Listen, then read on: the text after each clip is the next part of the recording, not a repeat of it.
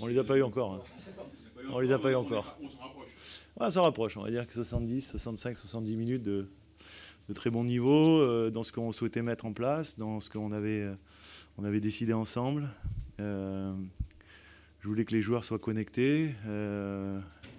Quand je dis connectés, ça veut dire que les uns aux autres et qu'ils jouent la même partition. Et ça n'a pas été le cas dans les 20 premières, il faut quand même le reconnaître. Où c'est vrai que je n'ai pas reconnu l'équipe, surtout par rapport à ce on s'était dit, de mettre beaucoup d'intensité et de pression sur cette équipe de Toulouse, parce qu'on savait que si on les laissait dans leur confort, c'est une équipe qui était capable de faire ce qu'elle a fait sur les 20 premières minutes, c'est-à-dire maîtriser le ballon, te faire courir. Mais après, je sais pas, il y a eu ce petit déclic qui a fait que l'équipe, et c'est ça la grande satisfaction, s'est relevée. Alors après avoir été menée, bien sûr, mais s'est relevée et a été capable après, de produire le match et le jeu que l'on souhaitait, avec beaucoup d'intensité, beaucoup de ballons dans la surface de réparation, beaucoup de centres, je crois au moins 16 centres, et après beaucoup d'occasions en définitif. Je crois qu'on s'est créé plus d'une dizaine d'occasions franches. Donc c'est valorisant pour les joueurs, pour les efforts qu'ils ont consentis, qu'ils ont fait, et c'est vrai que du coup, ça fait plaisir pour eux, quoi. Avec cette entame, vous étiez circonspect, inquiet un peu ou... Après l'entame Après l'entame, oui.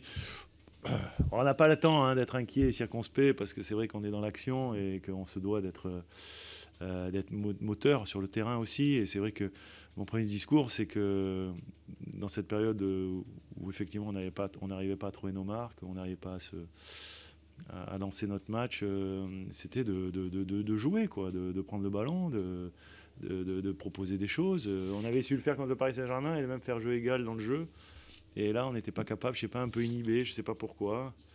Il y a 2-3 garçons quand même qui ont remis la machine en route, et c'est vrai que du coup, après, derrière, ça a déroulé. Donc il y a des situations qui se sont d'abord enchaînées avec pas mal de situations et d'occasions. Le poteau de Franck Honora, la belle frappe qui est détournée par Maxime Dupé, après la tête de Jérémy Lodoaron sur la barre, et derrière Brendan qui aurait pu marquer. Enfin voilà, toutes ces occasions qui ont donné quand même confiance à l'équipe, même si on n'a pas réussi à marquer tout de suite.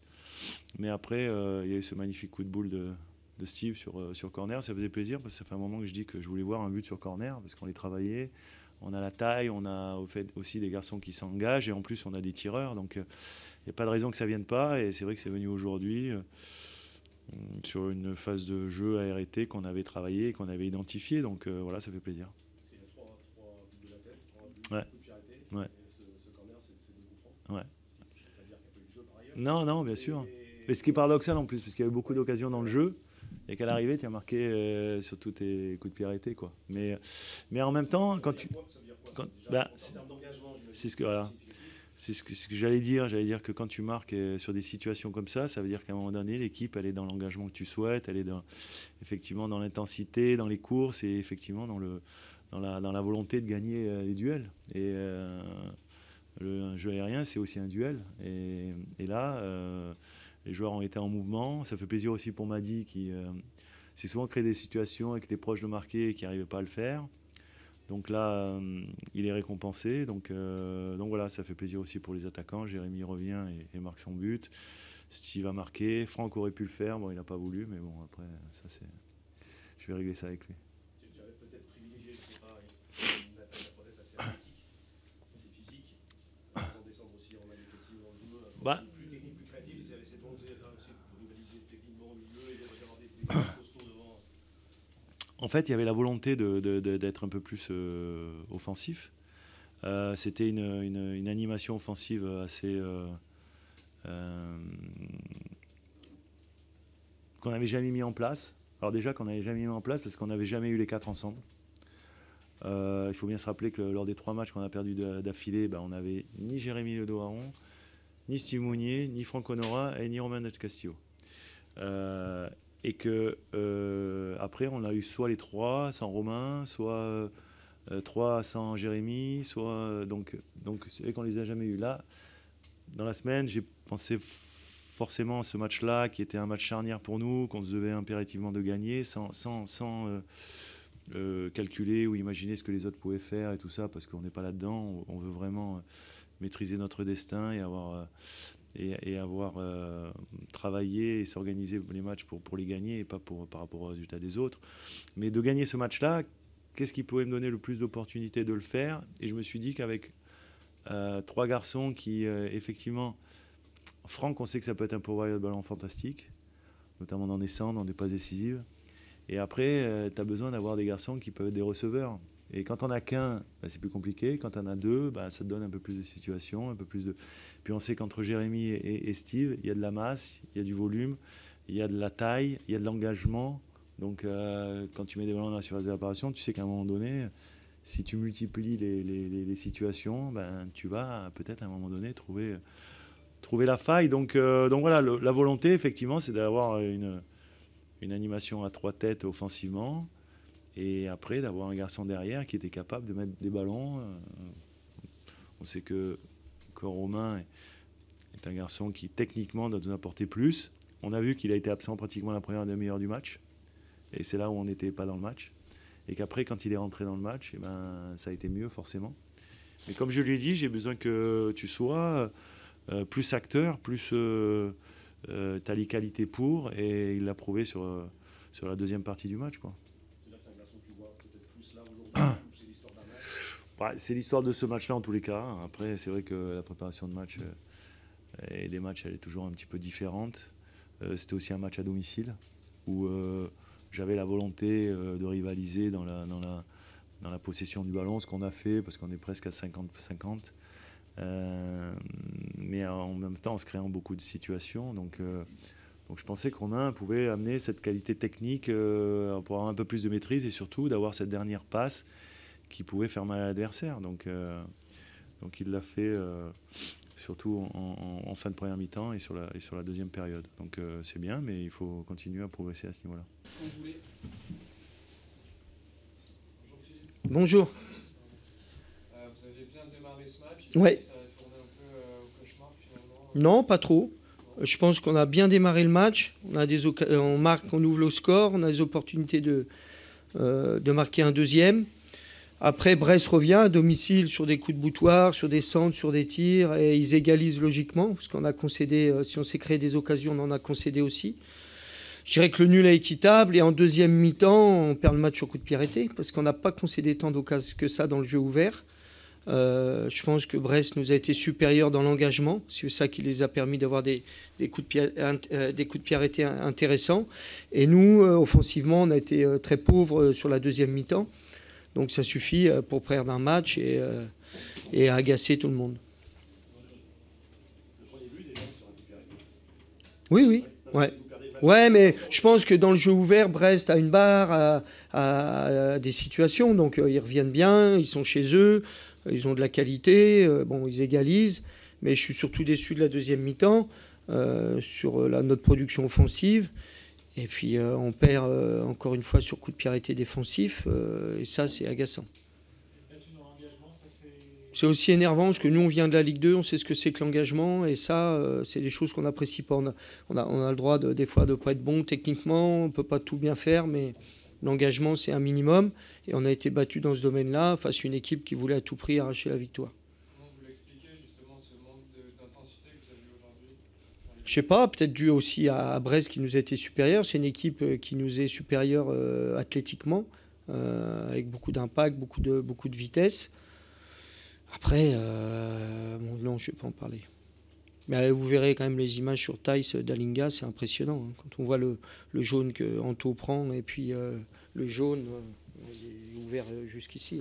Un truc de fou. Comment on peut permettre ça ? Et j'en veux pas un frappard, parce qu'elle doit être aidée par... comment ça s'appelle, là, le nouveau truc, là ? Par la VAR. C'était un match qui était assez tendu, en tout cas. Il y a de l'engagement. Et puis, je crois qu'il y a le premier corner. Oui. Puis, comme on a permis cet engagement, des fois, trop excessif. Donc, ce qui fait que c'est la porte ouverte. Et après, ça devient tendu. Il y a eu des impacts, il y a eu des fautes sans tout jouer le ballon, il y a des trucs incroyables. Enfin, pour moi. Mais j'arrête parce que on va dire que je pleure. Donc, mais moi, je pense que vous êtes bien placé. Prenez les images, vous regardez. Vous regardez la faute d'Anto, vous regardez celle qu'a subie Dalinga. Et vous dites si c'est la même chose. Il y en a un qui a rouge et puis l'autre qui est sur le terrain. Mais c'est pas là-dessus qu'on perd le match. C'est pas à cause de l'arbitrage. On perd le match parce que Brest a été plus engagé et a voulu plus la victoire peut-être que nous. Ça fait 5 défaites sur les 6 derniers matchs. Ouais. Comment vous lisez cette mauvaise période? Bah, c'est difficile parce que quand on joue pas bien, on perd. Quand on joue bien, comme à Lille, on perd. Mais on sait qu'il y a des moments difficiles dans une saison. Il faut être pugnace, persévérant, résilient. Et on sait que les équipes comme nous, celles de la deuxième partie de moitié de tableau, ne sont pas réguliers dans les résultats. Et cette irrégularité, on la paye aujourd'hui. On ne peut pas, un match, c'est pas que 25-30 minutes, c'est 90 minutes. On sait qu'il y a des temps forts et des temps faibles, mais on a eu beaucoup de temps faibles sur cette période-là, sur ce match-là.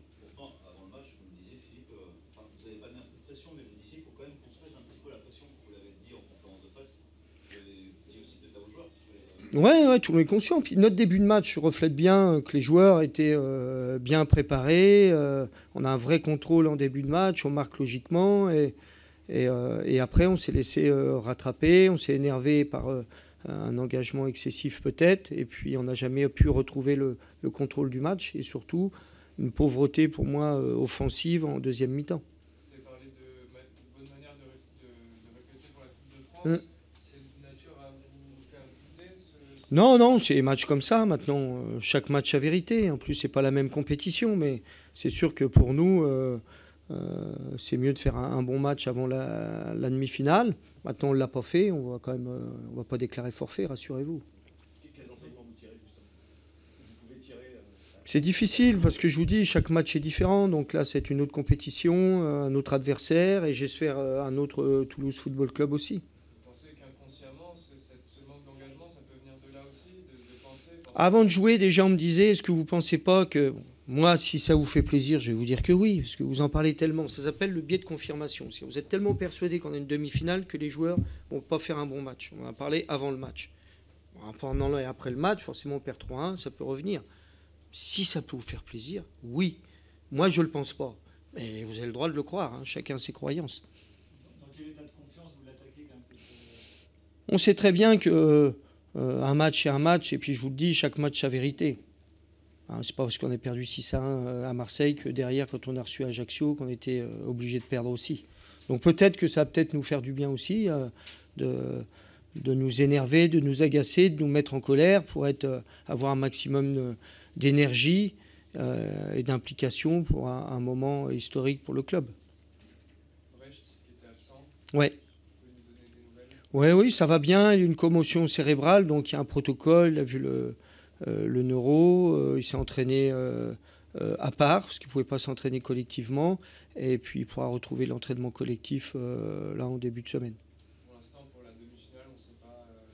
Il faudra qu'il ait un autre contrôle, mais on est optimiste. Lui, il va très bien, hein, mais on est très prudent avec la santé des joueurs. Il y a un protocole commotion cérébrale qu'il faut respecter. Je pense que c'est une bonne chose qu'il y ait ces protocoles-là, même si on aimerait que Brecht soit avec nous, mais il a toutes ses chances d'être présent avec nous jeudi. Il aurait pu jouer là, c'est le protocole qui Ouais. demande un... Ouais. Ça veut dire que s'il répond favorablement au prochain contrôle en début de semaine avec Ouais. le numéro de la Ligue, c'est lui qui va dire si c'est OK ou pas. Oui, tout à fait. C'est le neurologue qui valide la reprise d'entraînement collective et puis bien sûr de jouer un match. C'est bon pour vous? Oui, bien.